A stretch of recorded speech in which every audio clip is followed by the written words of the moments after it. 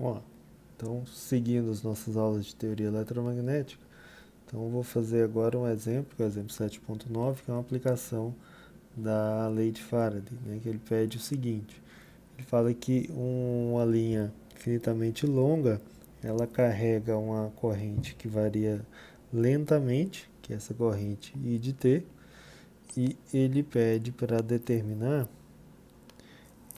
ele pede para a gente determinar qual que é o campo elétrico induzido, como uma função da distância S do fio. Tá? O fio é essa linha aqui, ó, na horizontal. Vamos imaginar que ele está na direção Z para facilitar. E como a gente tem uma analogia em relação à nossa lei de Ampère, que a gente viu anteriormente, né? Então a gente vai estabelecer também um loop amperiano, como ele indica aqui. Mas primeiro vamos imaginar qual é a direção dos campos. Como a corrente está apontando ao longo da direção Z, nós podemos aplicar a regra da mão direita, e aí a gente percebe que os campos magnéticos eles estão circundando aqui este fio. Tá? Como nós temos, né, que esses campos, os campos magnéticos, né, o campo magnético ele tem que ser perpendicular ao campo elétrico, então a direção que sobra para o campo elétrico vai ser ao longo aqui da direção Z. Tá? Então o campo elétrico aponta ao longo de Z. Então à medida que B vai sendo alterado, com o tempo surge um campo elétrico induzido na direção da corrente.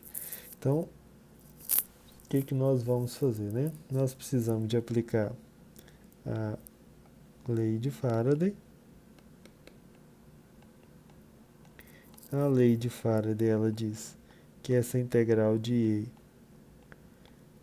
dl ela tem que valer menos d derivada do fluxo com relação ao tempo, né?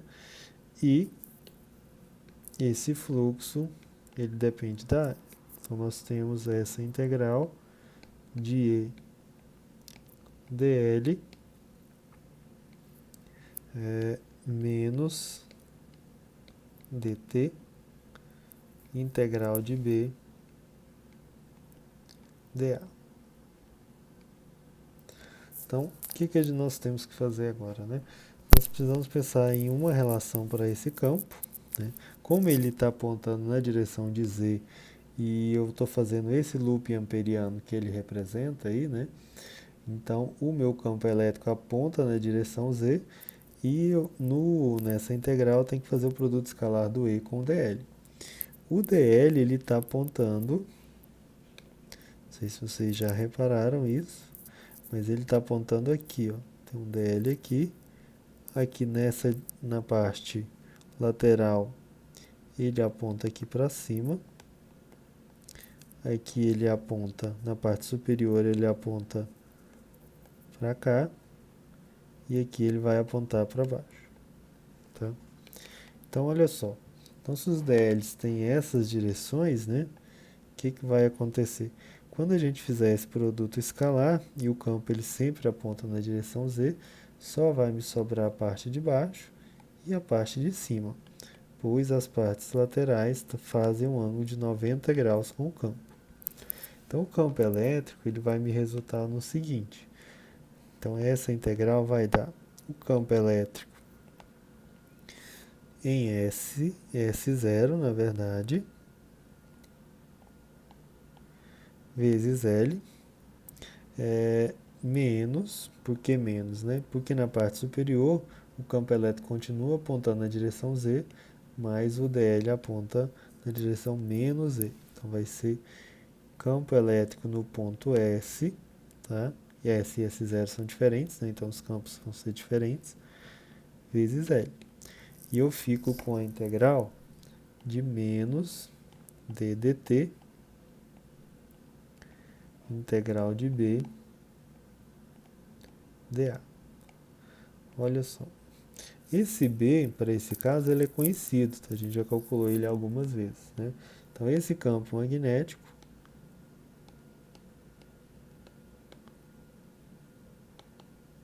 ele vale, nós já fizemos isso, B de R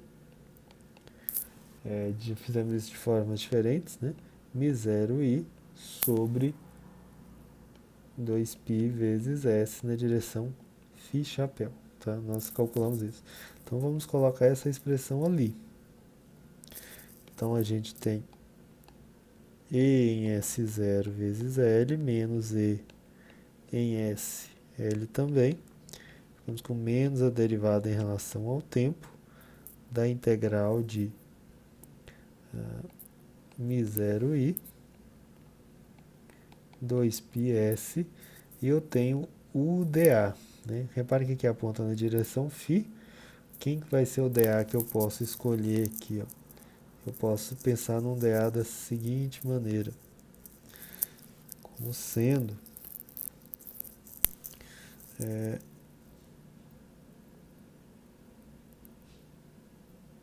um pequeno retângulo aqui, ó, cujo comprimento total é L, cuja largura aqui vai ser um ds. Tá? Então eu posso substituir. Então o meu dA, que aparece aqui, eu posso pensar o dA como sendo S, ou melhor, LDS. Então aqui eu vou ter LDS. Como, para ficar mais exato, né? Como eu vou fazer a integração indo de S0 até S, é melhor eu colocar a linha aqui. Fica mais correto.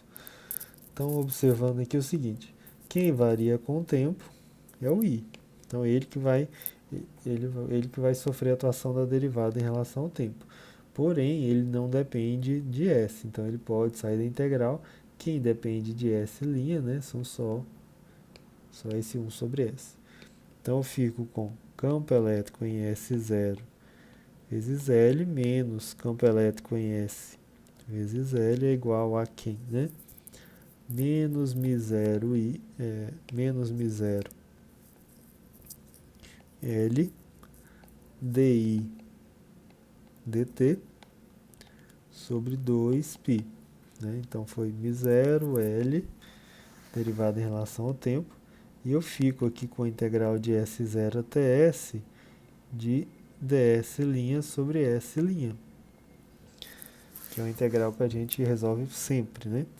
Reparem que eu posso cortar os L's, então eu fico com o campo em S0, e reparem que eu tenho também esse sinal negativo, que eu posso utilizá-lo para inverter aqui essa relação. Então fica melhor eu já escrever ela invertida aqui. Então fica campo em S, menos campo em S0, os L's eu já cortei, o sinal agora do lado direito vai desaparecer, vai ficar Mi0, 2π, dI dt, tá?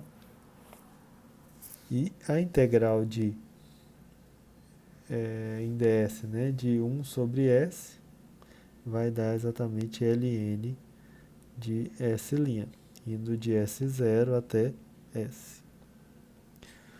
Então eu fico com campo em S menos campo em S0.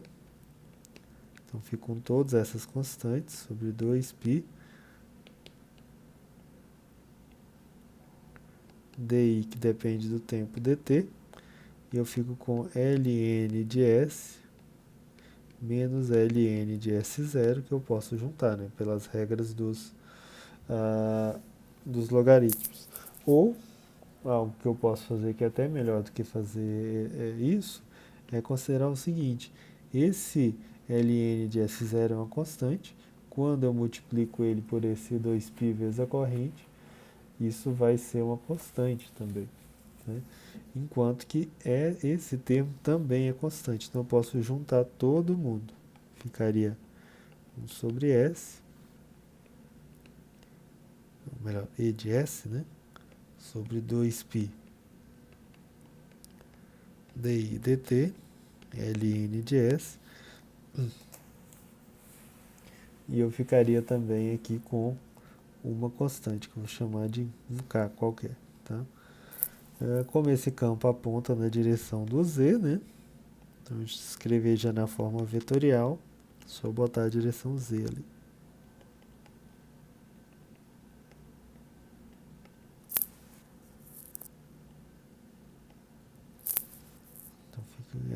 de S, mais uma constante qualquer, na direção Z chapéu. Então esse é o campo elétrico induzido nessa situação em que eu tenho um fio percorrido por uma corrente que depende do tempo. Tá? Então ele vai com esse ln de S. Então é isso.